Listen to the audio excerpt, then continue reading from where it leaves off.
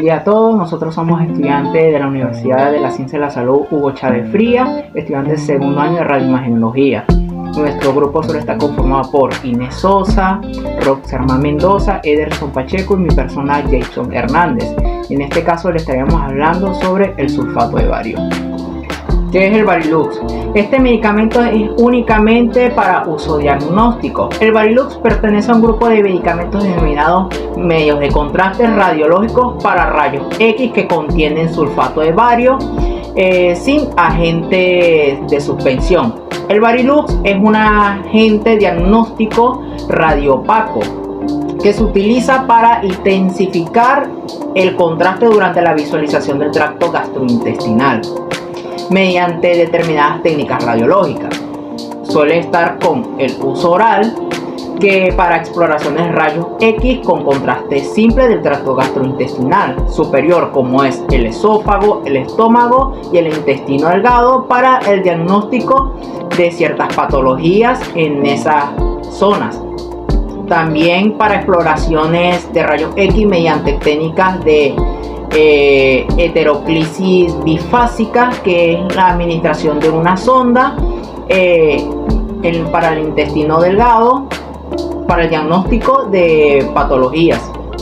También está para el uso rectal, o sea, por vía rectal, que en este caso sería por medio de un enema con doble contraste, y se utiliza para la visualización del tracto gastrointestinal inferior, como es el recto, el sigmoide y lo que es el colon, para el diagnóstico de patologías. Y también el Varilux suele estar indicado para el uso pediátrico, que se encarga de para opacificación del tracto gastrointestinal superior e inferior, y únicamente utilizado para rayos X.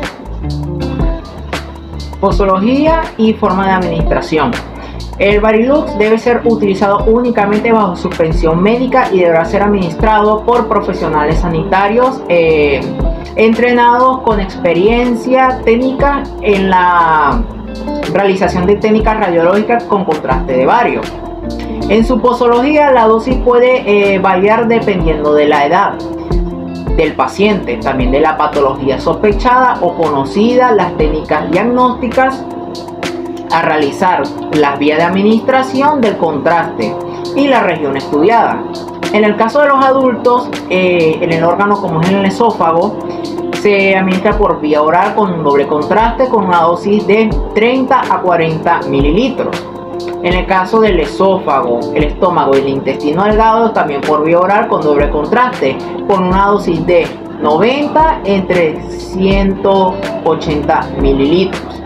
En el caso pediátrico, en el esófago suele ser por vía oral con contraste simple, y esto sí hay una variedad que va de los 6 meses, que suele utilizarse hasta 40 mililitros, luego 6 meses y 2 años hasta 100 mililitros, después de 2 años a 6 años suele utilizarse hasta 150 mililitros, y por último de 6 años suele utilizarse hasta 200 mililitros. En el caso del estómago e intestino delgado, también por vía oral con contraste simple, va de igual manera de los 6 meses con 40 mililitros, de 6 meses con 2 años con 100 mililitros, de 2 a 6 años con 150 mililitros y 6 años con 200 mililitros. La forma de administración. El medio de contraste se aplicará poco a poco a tragos.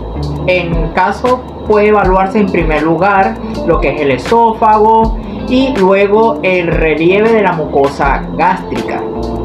Posteriormente se realizará el llenado completo del estómago. El duodeno es visualizado por la presencia de la suspensión desplazada del estómago. Se lleva a cabo el doble contraste mediante el suministro de aire o dióxido de carbono directamente o generado mediante pastillas efervescentes de bicarbonato sódico y ácido tartárico o carbono cálcico junto con el contraste de baritado. Cuando hablamos de las contraindicaciones, esto se genera lo que viene siendo una hipersensibilidad en un principio activo. generando así obstrucción, quemaduras, lesiones y perforaciones en el tracto gastrointestinal, úlceras pépticas, peritonitis y una isquemia en la pared intestinal. Seguidamente, cuando hablamos de lo que son advertencias y preocupaciones de la especie, se dice que el vario, mejor conocido como Varilux 325-27-25, este se debe administrar bajo una supervisión médica. Las personas a someterse a dicho tratamiento deben hidratarse para así no crear un estreñimiento grave. Para la exploración de un rayos X de doble contraste, en este se observa lo que son las secreciones ácidas en ayuno. Es recomendable la aspiración de las secreciones ácidas antes del examen. Algunos profesionales utilizan medicamentos como lo son los inhibidores de secreciones ácidas. En el uso pediátrico se dice que los lactantes de 1 a 24 meses, su ayuno debe ser aproximadamente de 4 horas. Seguidamente, los niños de 2 a 4 años se dice que su ayuno debe realizarse en un periodo de 6 horas. Y los que son de 4 a 12 años se debe realizar una lactancia en 8 horas, así 3 horas antes pueden ingerir lo que viene siendo líquido.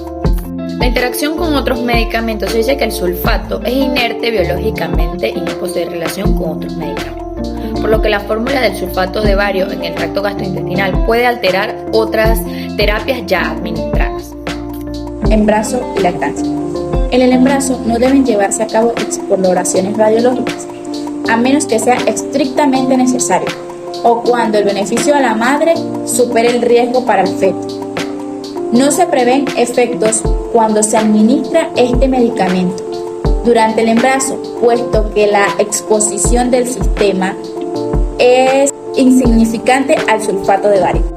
En cualquier caso dado, los efectos teratógenos de la exposición a la radiación durante el embarazo, independientemente o no de un agente de contraste, se debe valorar con cuidado el beneficio del examen radiológico. En la lactancia, se desconoce si se excreta por la leche materna, aunque es de esperarse de que no, ya que la absorción es mínima.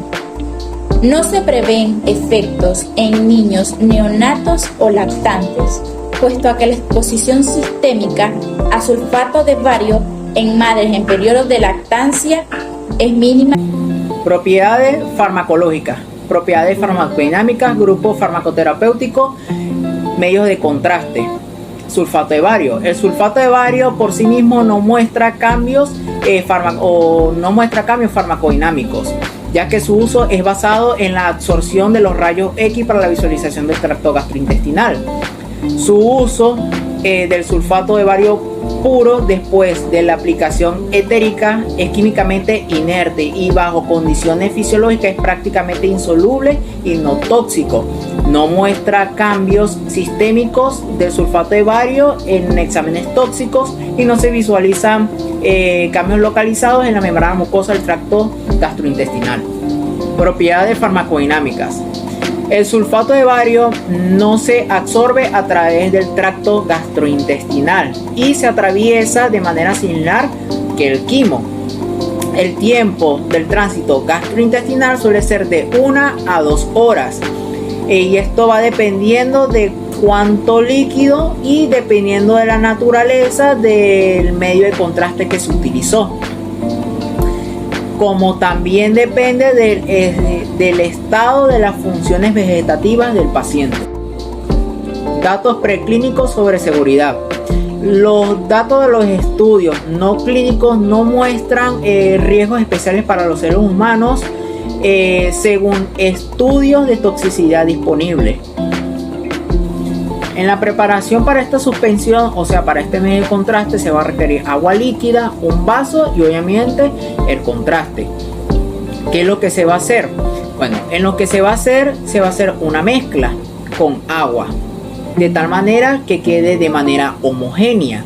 Luego se va a echar un poco más de agua en la mezcla y se va a mezclar de tal manera que quede en una relación entre polvo y líquido. Luego se va a mezclar intensamente durante 1 minuto y se va a dejar reposando por 5 minutos. Luego se va a mezclar intensamente durante 1 minuto. Una vez que se haya realizado ya la mezcla, esté completamente hecha, se va a administrar 15 minutos antes de la exploración radiológica. En el intestino delgado, el tiempo del tránsito intestinal suele ser alrededor de 5 horas. Lo que es el vaciamiento y la evacuación en el intestino grueso suele llevarse alrededor de 6 a 9 horas.